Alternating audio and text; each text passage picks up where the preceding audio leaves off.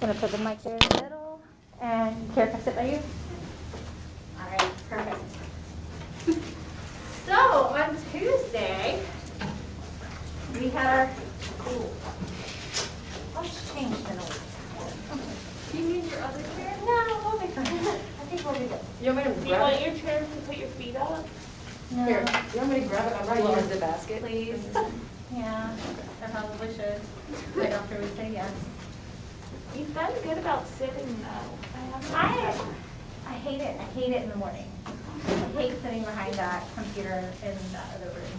It's just weird. I felt bad because in my graduate class yesterday, my feet were so swollen, not that y'all cared to know about this, but I had to take my shoes off. It took for like 2 hours. I taught without shoes on. That was a weird experience. Okay.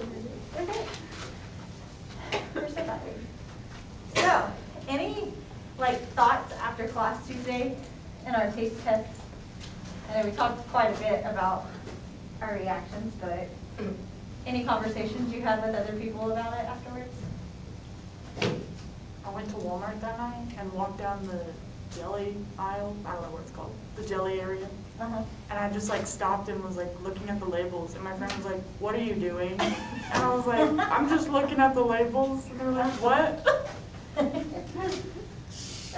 Anybody else caught themselves doing that recently? So I went to the Naughty the other night, my friends and I were trying to figure out how the marmalade's made. And so we asked them and they said, it's locally made, but they don't sell it or anything, and they don't tell anybody where they make it. So my friends and I were trying to figure out how to make it, looked up different recipes, and she's like, it's so easy to make, I should start canning it and selling it. And so I was just I think when people aren't always willing to give anything to other people, people are willing to make it themselves, and I feel like that's how a lot of the local food got started in general, because they're just well, we can make it ourselves for cheaper, and people will like it because it's local. Yeah. Have any of y'all eaten, they have a place now in Edmond and in Tulsa, Chicken Salad Chick? They're in Dallas, yeah. Yeah. So it actually started in Auburn, Alabama, back when I was in college and undergrad. That's where it's headquartered out of. And it was kind of along the same lines of this lady in town made really good chicken salad. And people would always ask her for her recipe, and she would share it, whatever. And she would just bring all these different kinds always. And then finally one day people were like, instead of you always giving this out for free, you should have a business, right?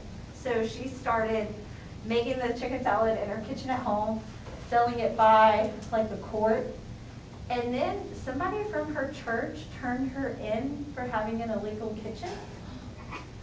She was making too much money out of her home, and it wasn't a food inspected kitchen, and so she got fined. Somebody from her church. How crazy is that? Yeah. But then she was like, well, fine. I'll just get an industrial kitchen. So she opened up a place in town, and it is spread. It's everywhere. Is it good? Oh, girl. Yeah. Mine. I could talk to you all day about They chicken just salad. put one in close to Louisville, so whenever I go home. My mom has made it a point to tell me, because I've never been, but they just put one down in McKinney, and my mom's like, we're going.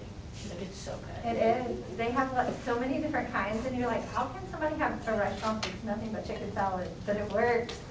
It's so good. And you can still, you can go and just get the sandwiches or get it on a salad, or you can buy tubs of it and take home. Legit. Their broccoli salad as a side. Can't beat it. It's good. But yeah, I feel too, that's how local stuff starts. It's just people like what you make, or you're like, well, you're not going to tell me how to do it. I'll do it myself. Absolutely. Any other thoughts on labels and local food?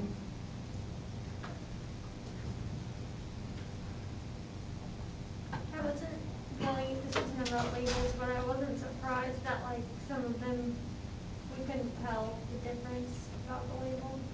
Yeah.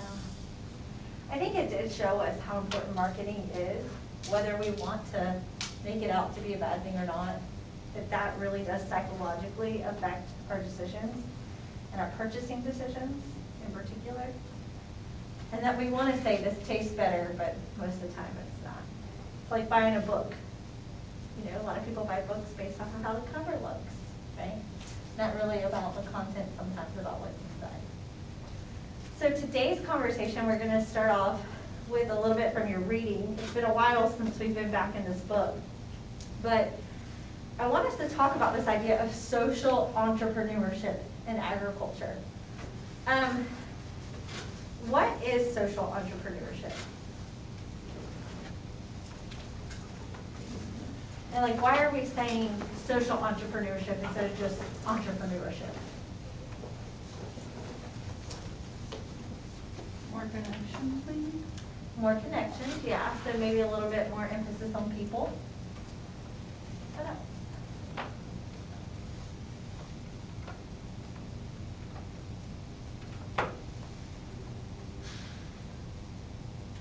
When you just hear the word, what do you think of? Even if you're like, I don't really know what the definition is. What does it make you think of? I think it's just more widespread, what I think of. Yeah, more widespread.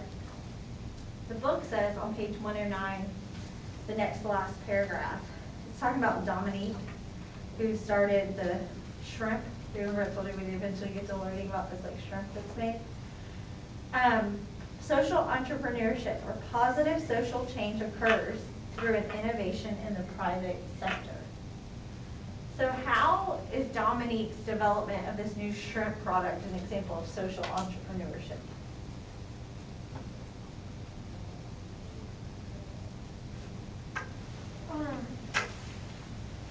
Because it's like,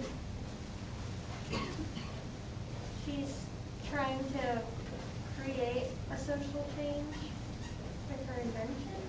Yeah. And she's doing it like with her own money, with her capital, people who've invested, so it's a private company that is then trying to use this product to change eating behaviors of people or buying decisions that they make. Somebody remind us what exactly it is that Dominique does or did, like what's her story?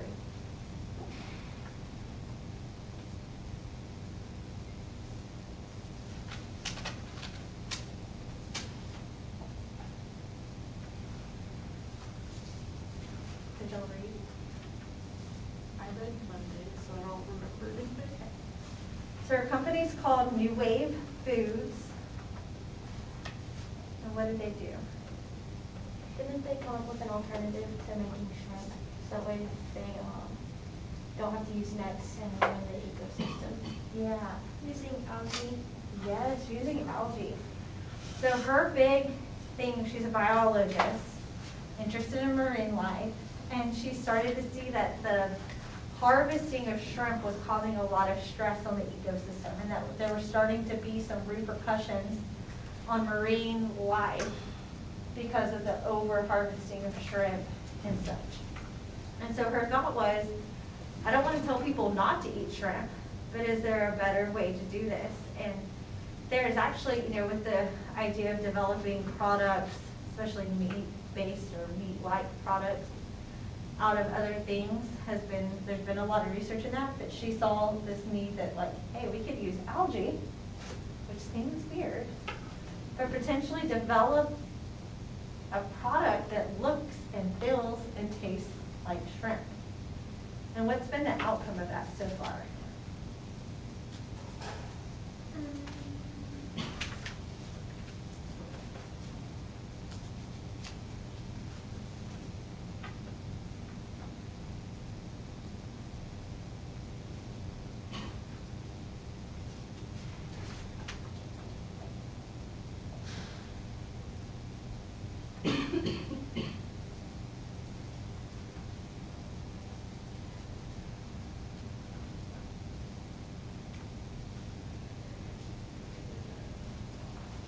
I don't remember the exact outcome, but she's made it. It's A picture of it. It's been working, but like not many people are behind it yet. Yeah, like there's a couple like restaurants that have bought on and things like that, but it's, I mean, did anybody know before this that there were issues with harvesting shrimp in the environment? No, like It's it's not. really sad.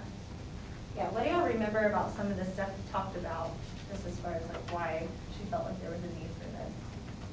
Because the net scrapes of the bottom of the ocean floor, and they've created ways to like not trap other things like sea turtles and other fish, but even the like escape things for the sea turtles, they still don't always work, and they end up killing a lot of other fish. And it destroys the whole like bottom of the ocean floor. Yeah. So a lot of upsetting the biodiversity and the marine ecology. Do y'all remember reading about human slavery involved? Oh, yeah. What did y'all think about that? That was shocking to me, but it was still like they captured them and forced them to work on a short boat. That's still going on. Yeah. For children, I mean, again, like child labor, requiring that, and I mean, I think my son's favorite food is shrimp, which is weird. We wrote a thing at church the other day. It was like, write down what you're thankful for and put it on the board. And he said, I'm thankful for shrimp and my mama. That's cute. Shrimp first. Shrimp first. My mama. Priorities. But yeah, it's crazy. I mean, I was really surprised about that too. Like, I didn't realize how much unethical human labor is involved in the harvesting of it. And so I can see why that's a big need for it. Any of y'all think you would try New Wave shrimp if you saw it on the menu? I think now I would try it, but prior to this, I've been like, no, I'm not eating Like, why would I algae eat? shrimp. Yeah, like, why would I feel like if it's like mixed with enough stuff, and I just don't think about it, I would be, but just by itself, I don't know how to feel about it.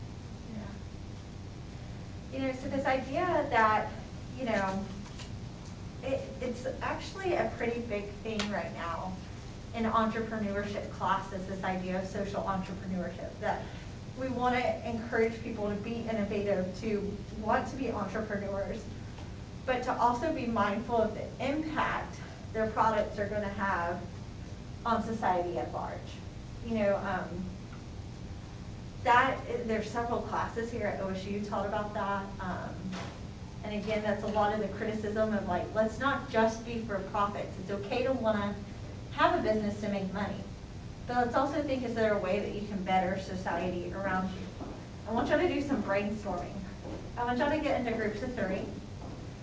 And I want you to think about maybe what you think would be a really cool innovation in agriculture that both would be something that could be profitable as well as beneficial to society around. So if y'all were tasked with coming up with a new socially beneficial business, what might that business be? How much time do we have? I'm going to give y'all 10 minutes to brainstorm. So I'm not expecting y'all to come up with like everything, but like, Just 10 minutes. what would be, I mean, again, pie in the sky, what would be some cool ideas that you think would be neat to do in agriculture that would fall under what we would call social entrepreneurship? Private business that has public benefits. Okay. Let's do 1, 2, 3. 1, 2, 3. 1, 2, 3. 1, 2, 3. Put Susie in there. No. So I'm with, Basic, yes. So just 10 minutes, brainstorm, who can come up with the coolest idea? Y'all want to do like Briar's or that idea? Just an idea for one idea. None at all.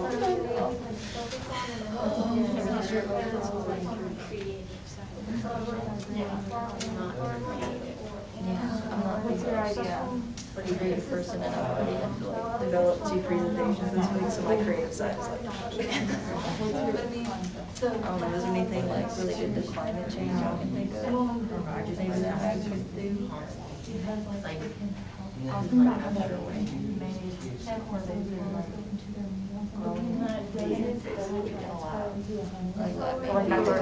I was thinking along the lines of like other stuff. So I was thinking like, I don't know if that's already a thing.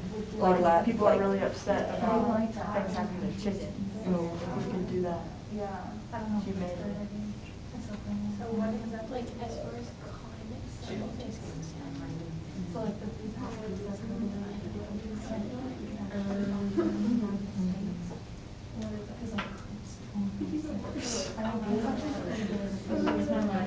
Produce anything to grow it, it's make it. Yeah. So like, so we like for those package.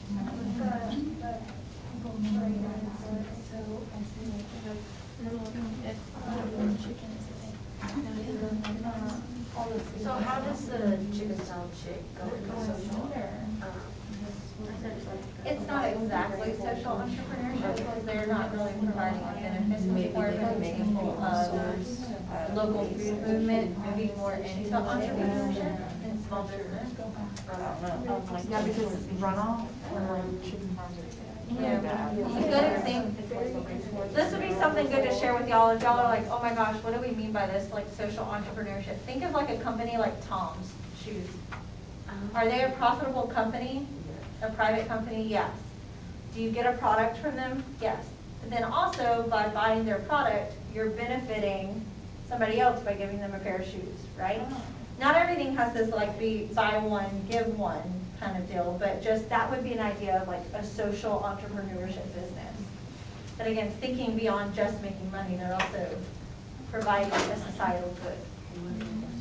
What about, like, in Agle, Alabama, plenty of relatives, it's like a store, and then they changed the roof on the store to like a virtual garden slash green space. And so what about a business that rents out rooftops in urban areas, turns into a green space, and then it's combating climate change? Is that right? I got it analyzed. You guys look at that.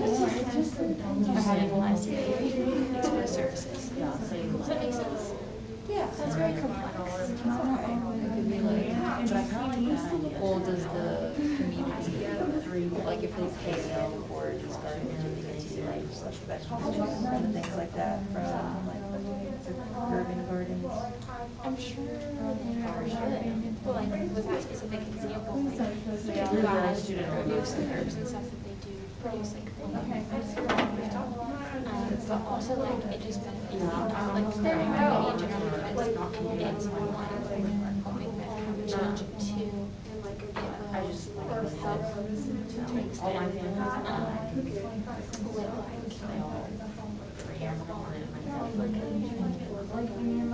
it's just very environmental. Or you could do like a company, the person that owns the building, say it's like a bakery or something. A company invests into their company by allowing them to use the roof. Like, say I'm trying to use your roof for the garden, and I'm like, I will invest 10% of whatever we make off rent if you let me use your roof. Or it could be that they grow something that you need, so like if it was a bakery, it'd be like, we can grow food. Or something like that, like what, like, you can rent out the space up there, but we also provide things that you need for your business. Something like that? But did you know that? Did you Have to know? give an idea, but Oh, that's good. back to the chicken. Apparently, KFC has started a measure funding some development of lab-grown chicken that is, I guess they're using that like biotechnology so they can take a chicken sample and make chicken breast that tastes like chicken, feels like chicken, but it didn't come like an actual chicken. But chemically it's chicken. Yeah. So it's chicken. Yes, Wow. but it didn't come from a live chicken. I mean, it did like a long time ago because it was so. Alright. But this was just as of July 28th of this year, so I'm curious how long it actually gets that. But yeah. What if we just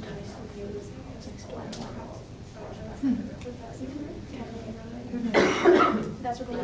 They're Tuesday, just take it yourself. Yeah. different from there. It wasn't Right, hard. it was Because I never hear about the chicken thing. Well, I mean, I guess I was a bit highly hygienic. Also, it's like just KFC is other money. So I feel like it can't be that much money. Well, it could have been other places too, but like just the headline was like the KFC was.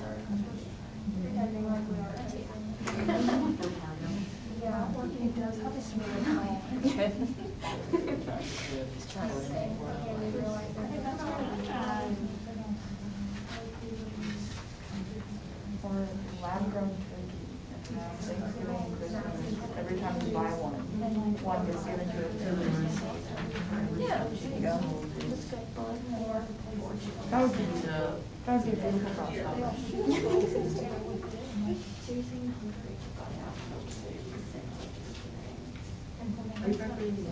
Everybody kind of have an idea? There's a lot going on. Take about a minute to wrap up your ideas.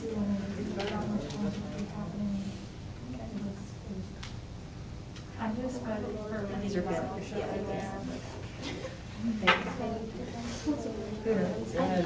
They could work. There's just a lot that can't be discussed. You mean 10 minutes isn't enough time to come up with an entire business? It's really not. It usually takes me 2 minutes. Okay, I kind of feel like business plan, and then 2 other ideas. All right, let's share. Let's just kind of share what y'all been talking about in your group. And again, I'm not, none of these ideas are being judged. It's just kind of a quick brainstorm. That's good. Let's start with y'all. What do y'all have? Okay, so one of our ideas was to have like lab-grown turkeys and then incentivize buying the lab-grown turkey. By everyone you buy, one goes to like a family in need, like during Christmas and Thanksgiving time. You know, like in the giving season, people might like be more into like give it a try, and they're also giving protein and food to other families while they're doing it. And then other one that we spent a while discussing, do you want to talk about your urban garden idea? Sure, okay. So I kind of based it off of like the model, I guess, of Plenty Mercantile and Automobile Alley in the city. And so they have like the store downstairs and you go on the roof, and it's an urban garden / green space. And so we brainstormed like this business renting out the unused rooftops of buildings in urban areas, converting them to either green spaces or gardens. And then it kind of helps the community by, one, providing more green space to combat climate change in the area by limiting the urban heat island effect. That's very wordy, sorry. And then also, like, we talked about if you rented out the roof of a bakery and then, for instance, you grew wheat or herbs that they wanted to use, then they could use, you know, the produce or whatever from the rooftop garden, or they could also say, all right, because we're using your rooftop, we'll give you 5% or 10% of our proceeds back to your business. I really like that idea. That is like a good idea in 10 minutes. Yeah. What do y'all think? I think it's a really cool idea. I think about it as a business owner, like that's also another way to diversify your income, that you're getting extra money from renting your rooftop. I don't know. Y'all should hang on to that nugget. Any other ideas y'all talked about? Oh yeah, I had one little brain thing that was about just like making fuel from waste. So instead of, you know, just, you know, the runoff that happens, maybe actually trying to utilize that as some kind of fuel, and maybe people might want to use that as like a biofuel, maybe, saving the planet. To be honest, that's about all we hatched up. Okay. What about y'all? What is something great? Okay, I don't know how dumb this is going to sound coming out, but okay, so the plan is to have like an outside company come in to farmers, you know, and what it would do is like it would attract people to go out to the farm and to actually like help harvest and help pick, depending on what, you know, kind of farm you had, and then you'd actually be able to like cook right there on the farm. And then you'd actually get to like learn how to do, you know, like if it was like a winery or whatever it may be, you actually get to learn how to cook stuff. and then part of the profit would go back towards the farmer and the company, and, yeah, you guys take it from there. And then on the farm, you open up a soup kitchen to whatever is left over, and then you put it there for the community.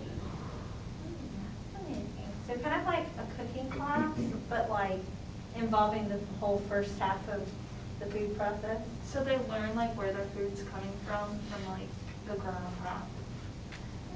And it kind of helps the farmers out, you know, with harvesting and everything, and then they'd be able to get a little bit more income. How many of y'all would do something like that? Like an experience? It's pretty cool. What would you name it? I'll tell you any name. Farm to fork.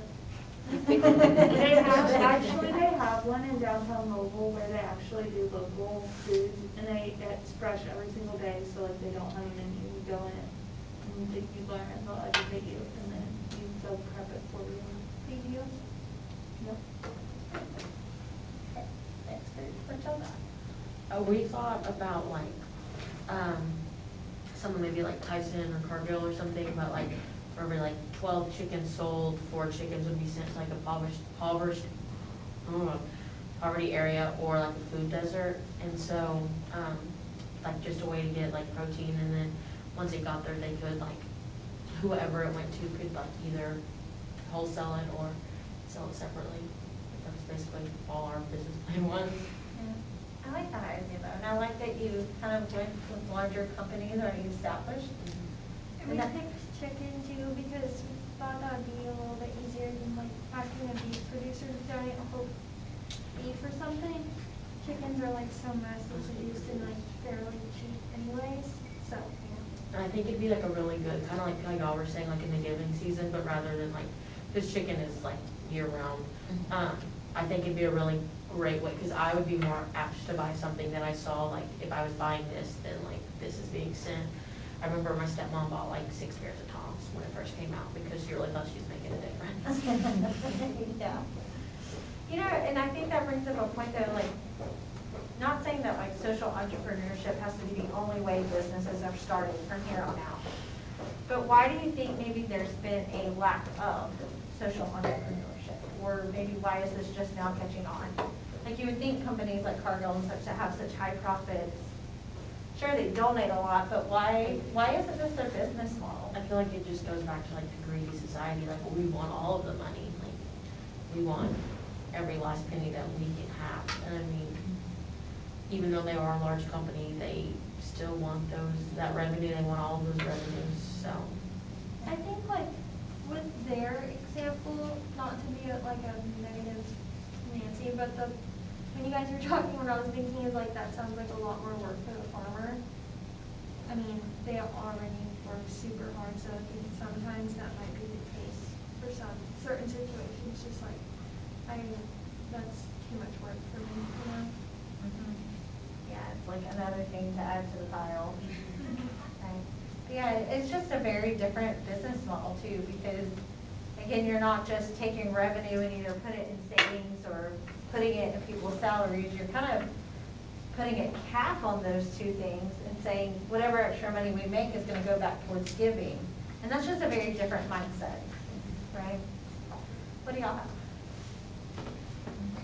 Okay, so have you guys ever heard of like Stamp Out Starvation or Kids Against Hunger, just like the packaging programs? So something that we started doing in our community, and like I know it's already started, but I think it needs to be more globalized. We basically eradicated hunger in our community because of this, because they would take like not everything that would go to third world countries, and all of the farmers, they would give wheat to the program, and then our grocery store would give the bread back. So I feel like if you would like buy bread and all the wheat from the farmers would go back to Kids Against Hunger and help eradicate hunger in the community instead of just Haiti or anywhere else. And so we talked about like if Sara Lee or Wonder Bread or Little Debbie or something, like you buy that product and it's giving back because it's only 25 cents for a deal of that. And it goes to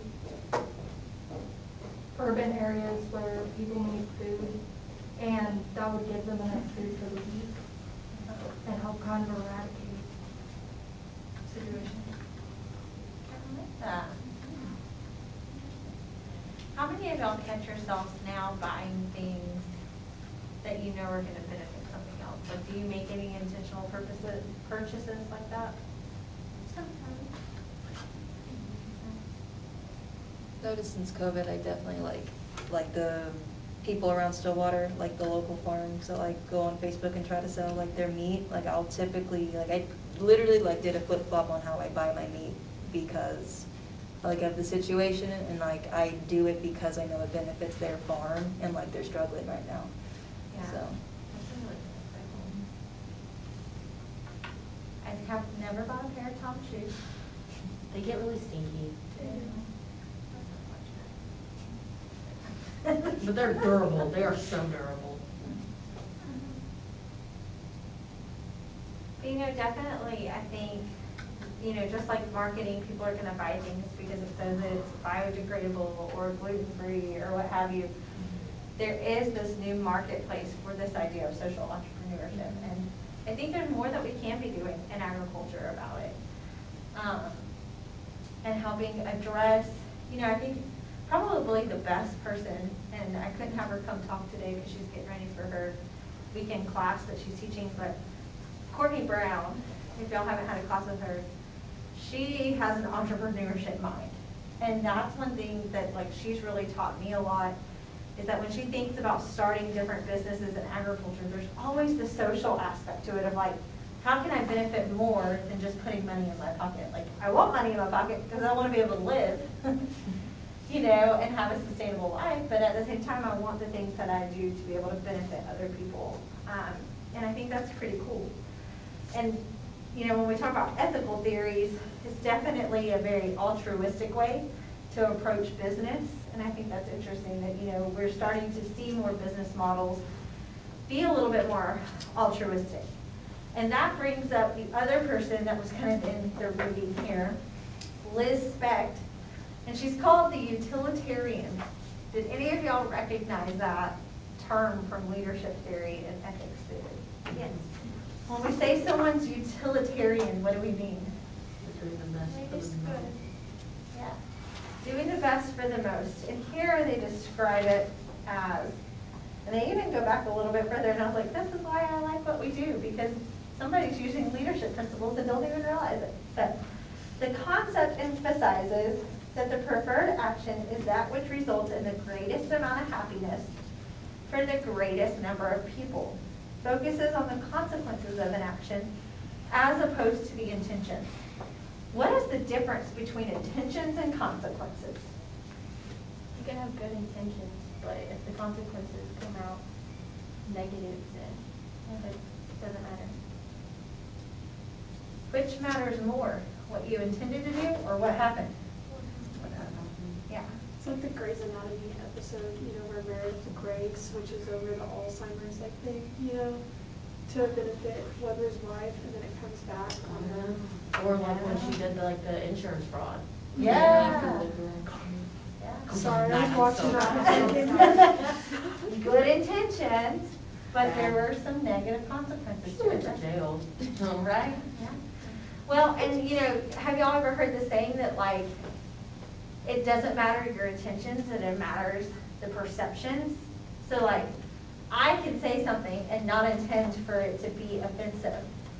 But the moment someone perceives it as offensive, my intentions go out the window. Like that's not what's important. Like, especially when you're apologizing for things. If you say, well, I didn't intend to say that, that's not an apology, right? Because you can't change what that person's perception was. And so I think that's interesting that they point out here, utilitarianism is trying to think through some of those consequences ahead of time. You know, in change theory, we would call that unintended consequences. Like, can we anticipate what those may be and try to decide what's the better trade-off there, right? Liz Specht is very much, I thought y'all might enjoy reading this after we did our whole month on meat and animal welfare nights, but it's all about developing plant-based meat. What did y'all think when you read about her and what her company's doing? I liked how it's the Good Food Institute, right? Yeah. And Good they, food. it's not just her. They're helping all kinds of people, trying to do all kinds of good.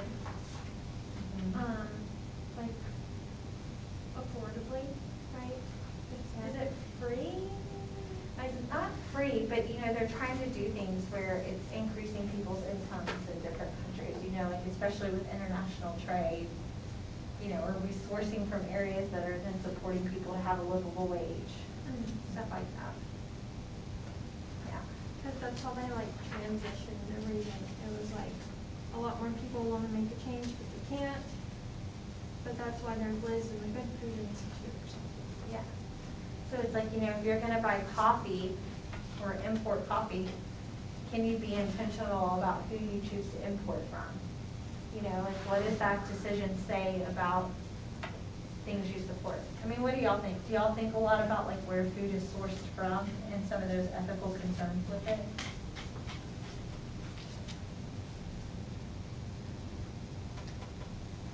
I think about Chipotle a lot.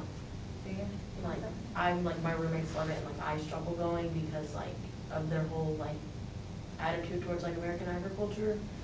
And then like I wound up on their website, and they've got like some kind of program that is like structured to like children in agriculture, like on the front page of their website now.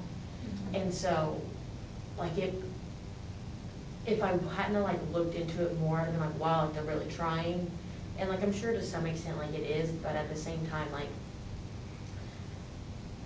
I don't know. That's just exactly what I think of when I think of like outsourcing like products into like ourselves to ourselves.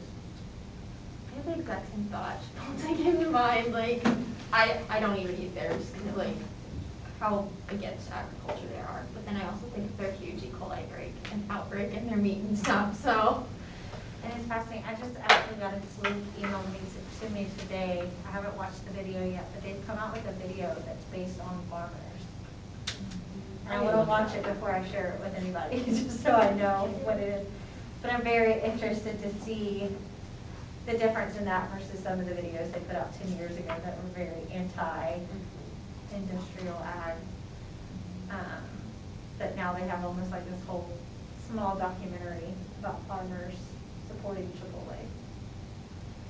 Interesting concept, though. Like, I haven't eaten at Chipotle in a long time. Never made it. It's good. That's kind of the best part. It is good. It is good. They always have too many like cases and recalls and stuff that I'm like not risking it, like can't do it. Well, and they bring up here too with Liz, you know, this idea of how she kind of got started in making alternative meat products. And they brought up Impossible Foods, which made the Impossible Burger for Burger King.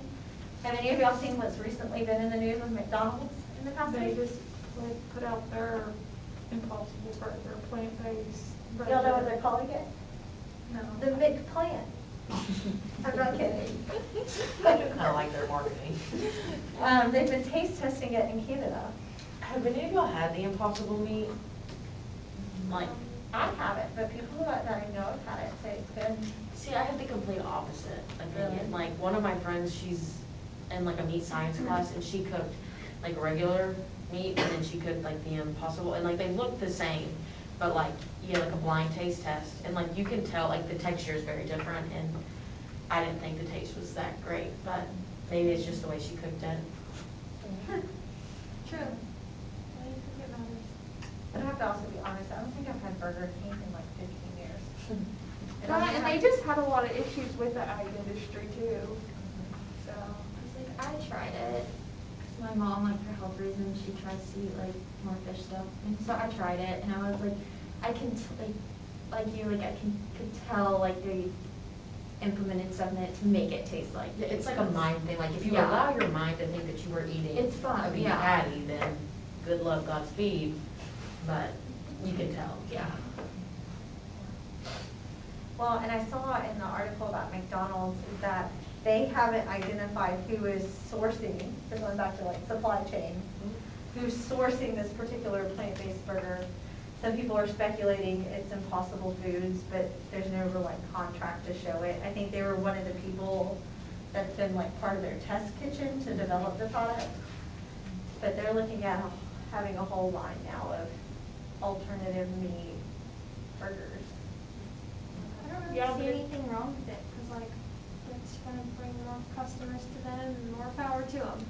Is it gonna be their cheap, is it gonna be able to be cheap though? Like, I think of McDonald's and I think of like, down to my last dollar, going to a rodeo, and that's all I mean, I'm digging out change, like, and eating a burger from there. But I think, like, on the retrospect of that, like, a lot of people go because of its convenience and its cheapness, like, being able to, like, have some sort of protein. And so I think what Stephanie is saying about how, like, it's another option for people who are, like, meatless to go and get some kind of protein. And I think I don't think McDonald's is gonna put something on their menu that is, like, $5 when you can get 20 chicken nuggets for $2 or whatever the price is. So, I don't know how they're gonna do it, but I think that they're well aware that they house like cheap food, quick and easy stuff. And when you said like that they were questioning where the meat comes from, I'm like, I really don't think you can say that with McDonald's, because people like the taste and they don't really care, Yeah. because it's McDonald's. Yeah, I just think it's interesting that we're starting to see, like, I feel like when the Impossible Burger came out, everyone was like, oh, and now here we are, how many months later it hasn't been? I feel like years have happened since COVID. I just wanna know what the plant-based chicken nuggets taste like, cause I see them all the time now. They're good. They are? One of my friends vegetarian, or vegetarian, yeah, because he eats ice cream. But the veggie nugs are so good. Like, I cannot tell the difference at all. Cause Like, I almost wow. picked up a bag, like I went to go, like, you can't really tell the difference in bagging. And I picked one up and like, I almost put it in my car, I was like, no. They're honestly really good. From like Walmart. I don't, probably. Walmart and Sprouts have them. Well, Qdoba has like the Impossible, I don't know if it's Impossible, but it's like not real. And my roommate gets it when we go and she likes it, so.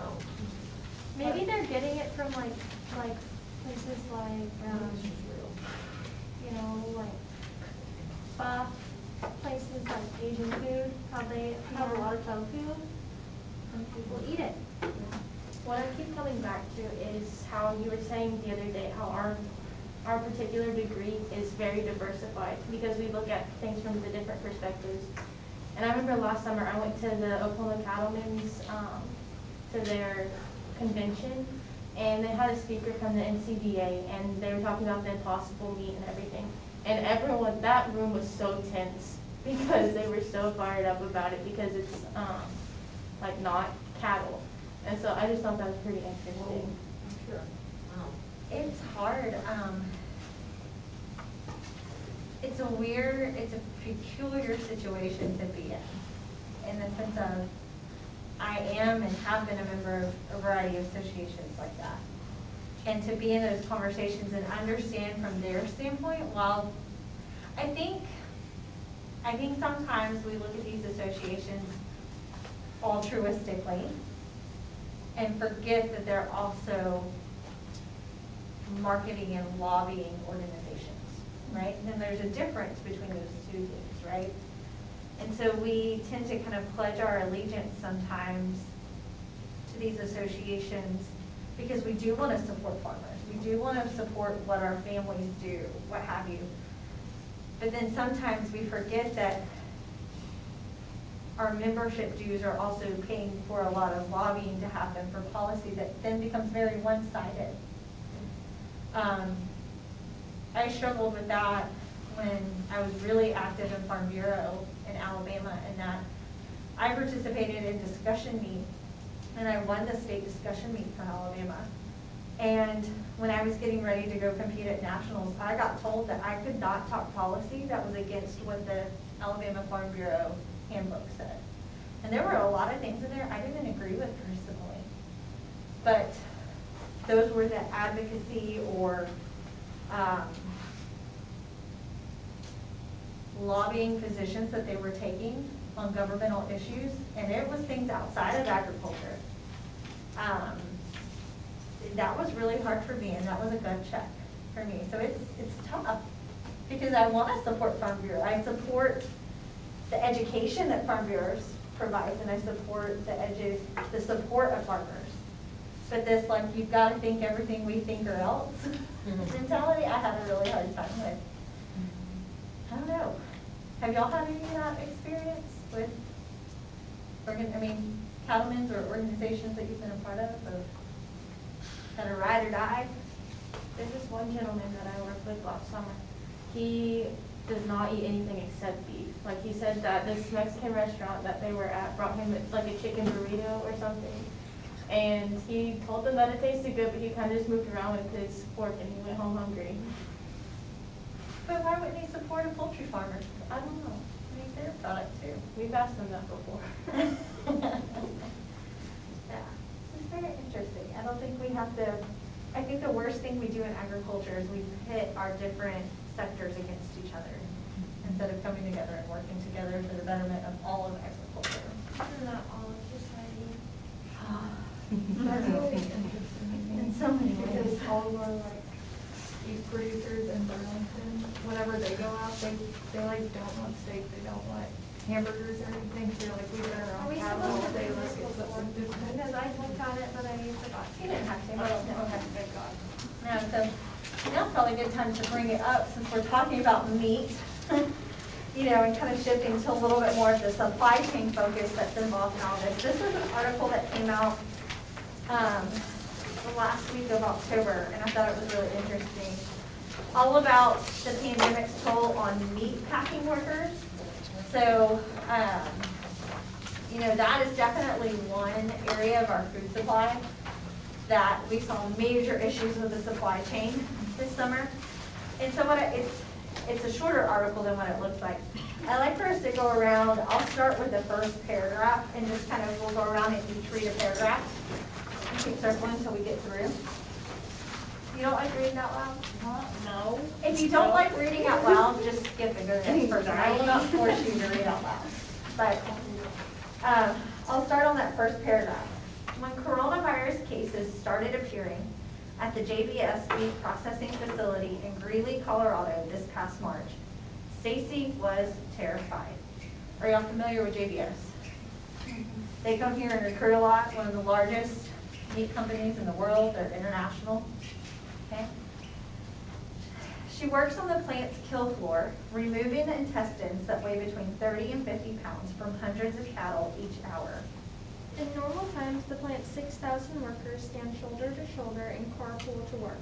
Stacy, whom I am calling by a pseudonym because she fears retribution at work, was afraid she would get her family sick. I had trouble sleeping, I was very nervous, and sometimes I was just irritable. She said, everyone was feeling very nervous.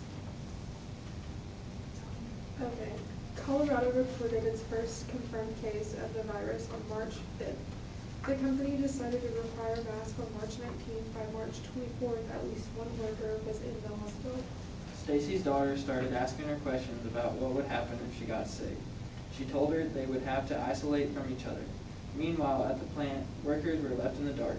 When management posted notices, some would only be in English, even though many of the plant workers speak other languages.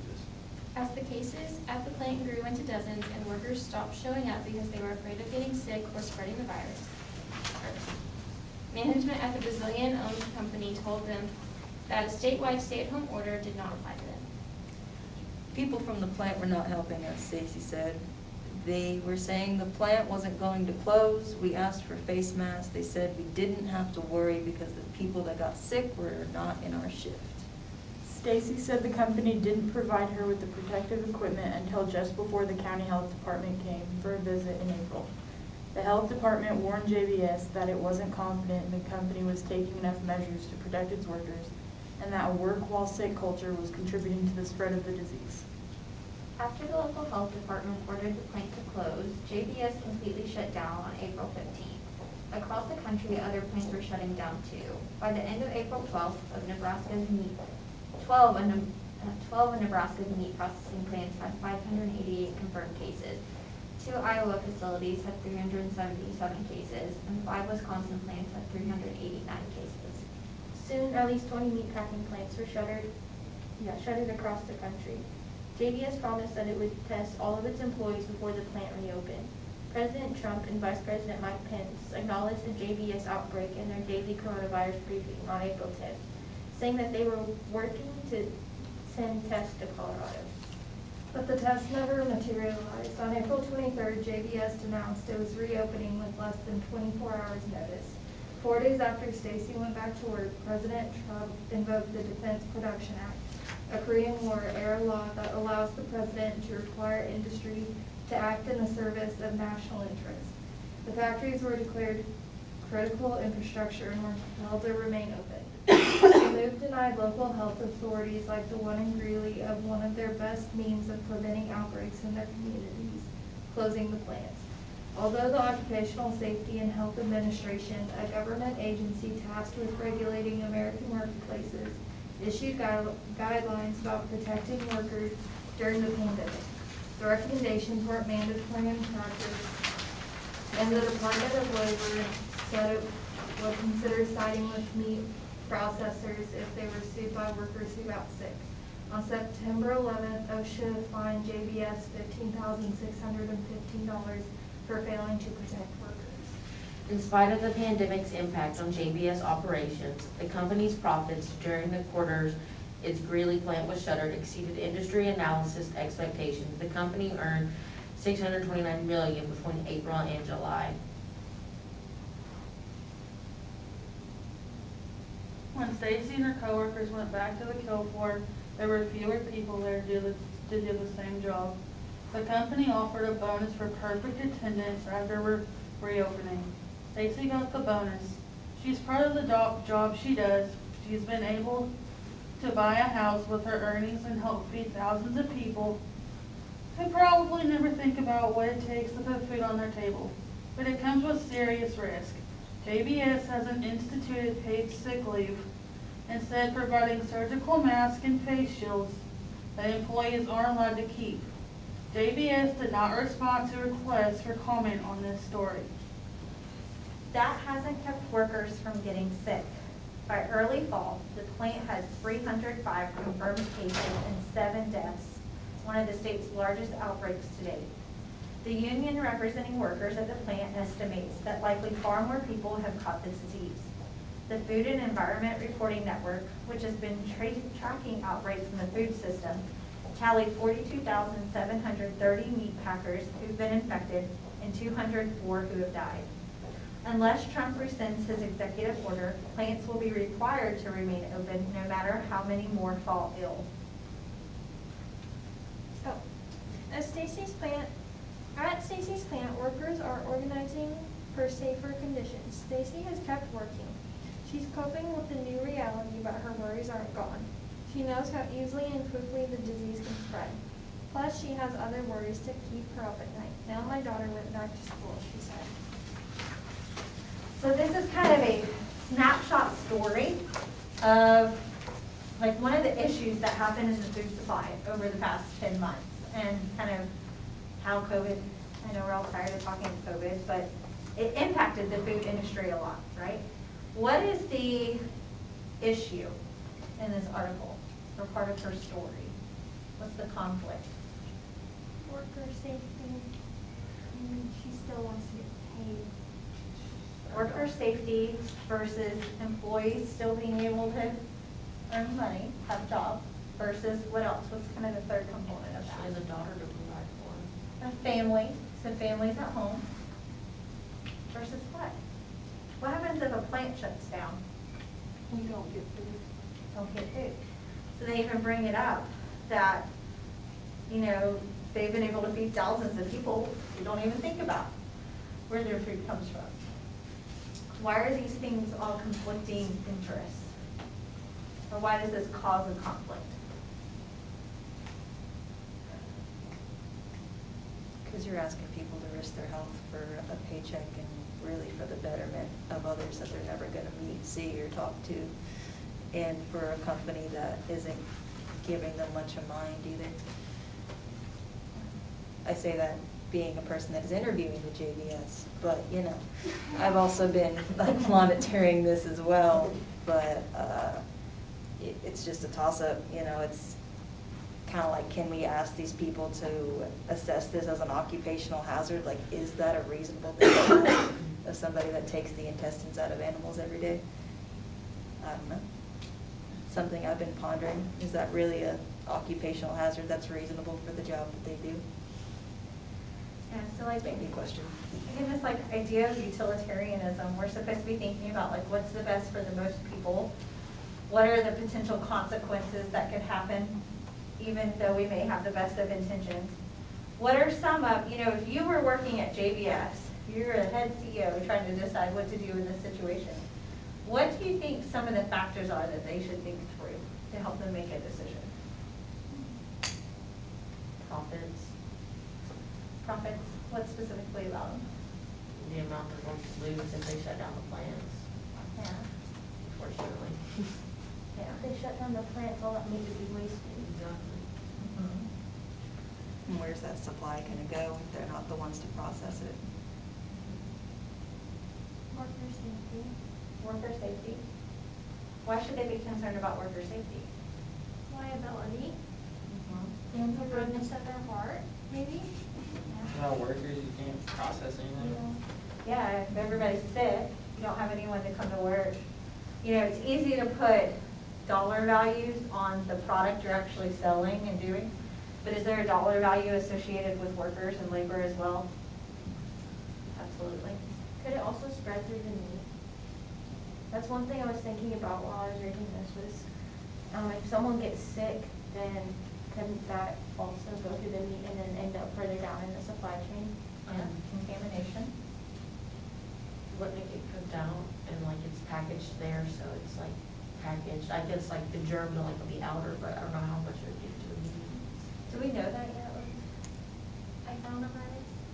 I don't know if they know that yet. There's like certain animals that can't get it, so I don't know if that's like. Yeah, 'cause It's they not just a zoonotic killed- disease, they just but I don't killed, know if it like, can be a lot of- carried. they're not Meat. very- Yeah, there you go, because they carry it. I thought that, was it Germany? I thought they overturned that and decided not to kill them. I saw another article about that. Oh. I don't know, they didn't change that today, but yeah, there was like a lot. I was like getting ready for PETA to like, great job. No, let us kill them. Like, Yeah, they're like, and it's not just that they're carriers of it, but there's been a mutated strand, which would mean like all this starts over again. If they got those, 'cause that means the vaccines we've been working towards wouldn't even matter anymore. Is there rumors that there is a vaccine or is that true? It is true, so Pfizer, there's several companies, and Pfizer did come out with a report earlier this week that right now, and what you do have to understand is like the small studies that they're doing and like testing, say that it works 90% of the time, and it's a 2-dose vaccine. But it's on a very small amount of people, so they still have additional testing that they have to do to be able to have a statistically significant number to be able to say, yes, this will work. And then the other issue with it is like, right now they're saying if everything went perfect, there would be like 16 million doses in April. But because it's a 2-dose vaccine, that really means just 8 million people. We have over 300 million in our country, so it could be there, but it still wouldn't be readily. My roommate's sister works, she's like working with one of the companies, she does something in the medical industry, but it's like a big problem that they're running into is like mass production, but then like they're supposed to be refrigerated. Yeah. And so it's like hard to distribute them.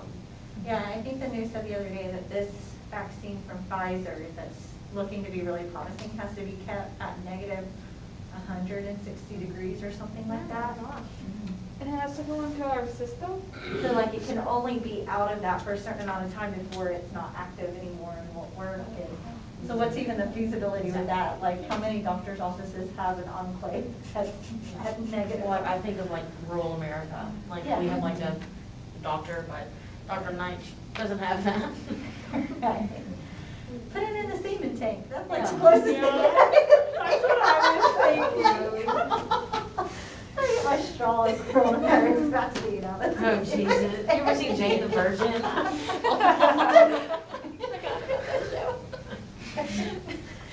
Everyone should have a semen tank, Candy, we'd be fine. I digress. So, see, we need people in ag, y'all. There you go, there's a great social entrepreneurship business idea. Start selling semen tanks to hold coronavirus. You're benefiting everybody. Mass production of It semen could tanks. work. Yeah. But if it made you millions, you could laugh your way to the bank. Right. My stepdad hauls oxygen to like all these hospitals and everything, like even here in Stillwater. And whenever they got the coronavirus, like him and my mom, they did not pay him for 2 weeks worth of work.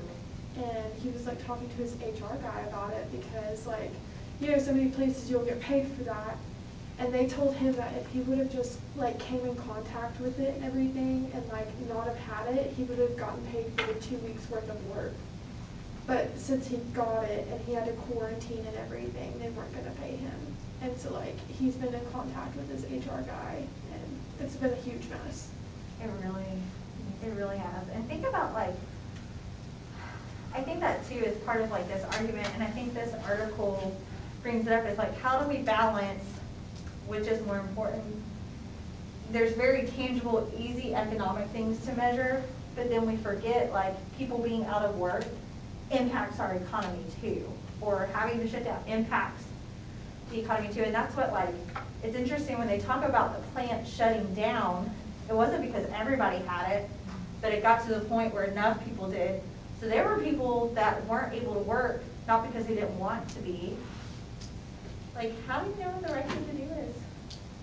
So I live in Howe, and Tyson is like a big distributor in Sherman, so it's like 5 miles from my house. And they were like one of the last places to shut down because, and like they followed no protocols. And like our county had like a handful of cases, and as soon as like they had an outbreak, it was like all of the small towns around them had an outbreak because like people working in those communities. And so like because people didn't take those like precautions, and like those large companies, it like impacted like our entire like economy in like the 2 counties that are right there.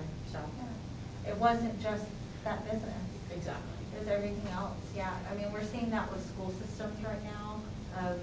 Even here in Stillwater, there's not all the schools, but a couple schools that are starting to have increased numbers and teachers out and not getting enough substitutes. My dad's an ag teacher at Sandsburg. They called it yesterday, Wednesday, got a call from the superintendent, and immediately they went all online. So starting the day, they had so many cases, they're just like, we're just going online. So, yeah. I mean, it's a point where it's like, okay, if a couple of teachers are out, okay, but then you get more, and then you don't even have substitutes, and yeah, it affects so much more of the community that then ends up having an economic impact. Because then if you have kids at home, as a parent at home, and it's, I mean, just kind of snowballs from there. I don't know. And I think what makes it hard from our perspective in ag is that on one hand, we were still able to supply food. Now there were a lot of other supply chain issues that really came to light. Like, do y'all remember reading of any of the stuff in the news and things that happened particularly in the meat industry during COVID? What happened? The farmers that these companies that they were selling to were shutting down. The farmers were having to cull like all of their like livestock that these companies were buying from. Yeah, so our meat processing part of the supply chain has become so consolidated. We don't have a whole lot of like local butchers or local processing facilities anymore. It's these larger companies that then when they have to shut down because there's an outbreak, nobody has anywhere to send their animals for processing. And do farmers want to just keep animals on their farm that are, like, what are some of their consequences of that, of not having anywhere to sell or process your meat? That feed bill. Feed bill, there's a prime age to process, right? And state how you raise the animal particularly, right? But That like any kind of health issues that arise in those time periods. yeah, you might get overcrowding on your facility, and we all know you start overcrowding animals, you're opening yourself up for disease. I know this one person, he said that he had an appointment that he made a while back ago.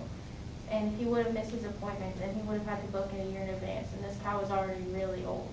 And so she would have died before next year. Yeah, it's just, I don't know. Go ahead. Well, so today I'm giving a presentation in Keisto's class over like supply chain disruptions. But Fantastic. yeah, perfect, right? But shoot, don't blank out on me now, brain. No, I had a thought. I'm sorry, continue, my brain wiped out. My bad. It'll come up. Yeah. So, I mean, how do you, again, go back to that question, how do we decide what is the most utilitarian decision to make? You know, one of the, and I have to point it out, because one of the big, and it was one of the big pieces that affected this, was the fact that a lot of agricultural processing facilities, both for meat as well as dairy and even vegetable production, kind of got put under the Defense Production Act. And so what that essentially said is, like, if we have any regulations, we're essential, that's how they determined who were essential workers, right? Like, the businesses that could stay open if there was a shutdown, the people who could go to work, because what they were doing is so essential to our daily lives, we can't afford for them to be out. And so on one hand, it was good that I got put under that, right? And a lot of, but what are some of the negatives of it? Just like the agriculture workers, like it's sort of. If we look at a whole, unfortunately, and I mean, we don't have all the data yet because we're still going through all this, it has affected bottom level laborers in agriculture more than anybody else. They're the ones that have gotten sick. They're the ones who have seen decreased wages. Are there any ethical issues you would want to bring up with that? I think it's an ethical issue that they didn't give them masks in the first place and stuff. Like, how much could So have? simple. I think it also just portrays like the ag industry in a very poor light. Like, they didn't give them like what is being like pretty much required for anyone to wear. And they just said, no. And then like that doesn't make the industry look good at all as a whole. Well, and part of my reading that I was doing is that the companies, when they did like bring people back into the facilities, a lot of processing plants didn't even implement the CDC or OSHA conditions. They didn't pass out PPE. It was like, if you have a mask, bring one, we can suggest it. But so there was like a gap between like having those regulations and then actually putting them to practice in their plants even after they had to close after COVID. And like some workers unions are like the $15,000 fine, there was another $29,000 fine against JBS and Smithfield but they're mad because like that's such a little amount Yeah, that's for the what I was Then how much responsibility. did they profit over in that quarter? 600 million. So, yeah, they were For the fined federal $50,000, fines. but they made $629 million. Yeah. So, I do have a question now. Yeah. How do you feel about, like, going into this, reading this? Yeah, like going into that industry and like, so I'm with JBS and I'm with Cargill. And Cargill is going through like more or less like a cultural change right now where they are literally breaking up their facilities and they're kind of spacing out more because they see these issues. Me, personally, it makes me hesitant because I'm gonna be like the management in those situations and I might be faced with telling individuals, I don't have safety protections for you. So it does make me pause to see if maybe this industry might make me question my own morals in terms of human rights and things like that. So it's giving me more to ponder about what my job is actually going to entail, for sure, and things to consider, and also which company to go with, too. It's important, you know, and it just makes me uncertain about what my job's gonna look like in a few years, you know. This industry as a whole, even with this stuff. But Is there anything else you think JBS could have done differently from the beginning? Like, I think, you know, providing masks probably would have been important. Could they have implemented more shifts? So we've seen it, you know, I mean, some of y'all are in those classes where classes kind of got split into more smaller sections and more, you know, still had people coming, but at different times. Stuff like we've seen a lot of changes in that. I know a lot of like local governments changed their shifts in the sense of like people started working in teams more. And they'd work 2 weeks together and then be off 2 weeks together and they'd flip flop. So you may not have as many people on hand at the same time, but less exposure still providing a workforce, and then that way too, if they happen to be exposed, that whole cohort could quarantine together, and the other groups could come in for 2 weeks. So that was a really innovative idea that I've seen local governments do. Anything else they could have done differently? Posted their signs in other languages when most of the employees do not speak English. Why don't we do that? Like, why? Because people are closed-minded and are inconsiderate. Lazy. Don't think about it. Is it hard? No. I got Google Translate, y'all. I was about to say that. Like, even if it's not perfect, it's at least making an effort, right? It's almost like you don't want people to have the information, is sometimes how I feel. Anything else?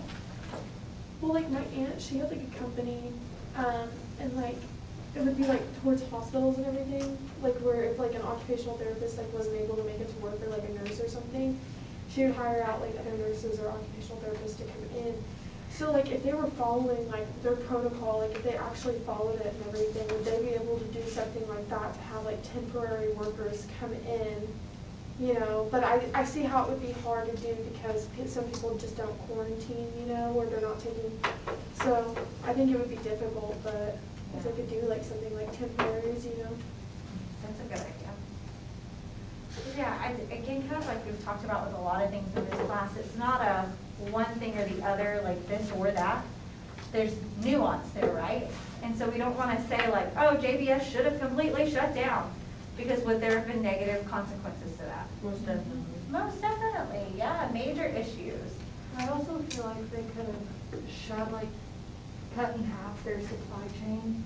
Cause like you think of like local, like meat packaging, it's like 1 or 2 people on it and they can get through 6 or 7, like, maybe in 6 hours.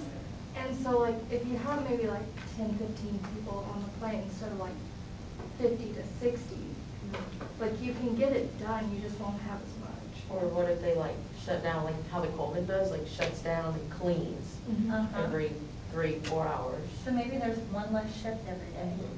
And sure, maybe that would be a little brunt, and it would be a short-term brunt to your bottom I don't line, think it right? would Instead of, affect them that much. huh? I don't think it would affect them that much. You know, over time. You know, another thing I think, oh, what was I gonna think of? That was pulling a Susie, I lost my train of thought. Sorry.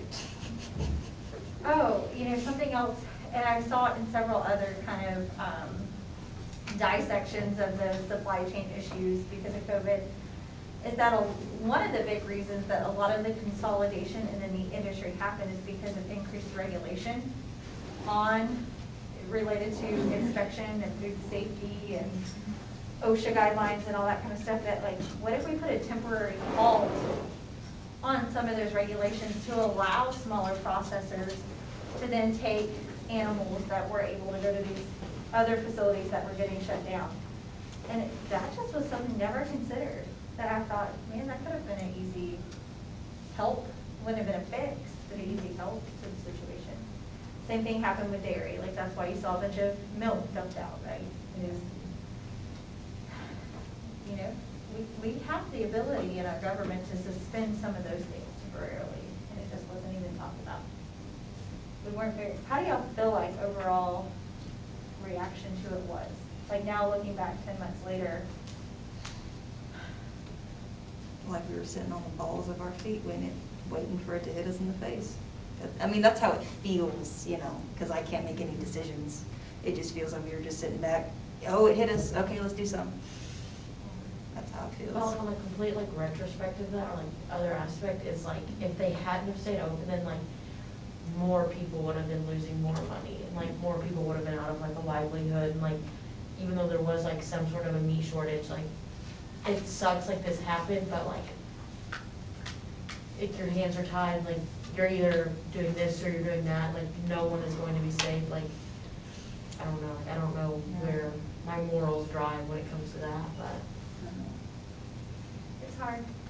I think everybody's in the predicament. We didn't think we'd still be wearing masks today, right? No, they want to extend it to February 12th. No. It's gonna be. Until things go down, it's It's too just rough every right now. single time they like keep extending it. I'm like, why do we even set a date for it anymore? Really, like, keep wearing them. Yeah. Right? And again, it all just helps us be mindful of just what we do over Thanksgiving and Christmas as well. It's just like, what can we do to keep others safe?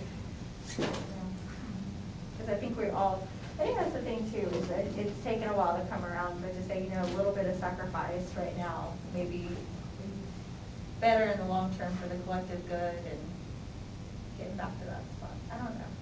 But it's interesting to see, whether we like it or not, Ag's right in the thick of it, and it affects the things that we do. And these are kind of the ethical conversations that have come out of what all's going on. And we probably won't know a right answer for like 10 more years. Okay? So don't worry, y'all got time to think on it. All right.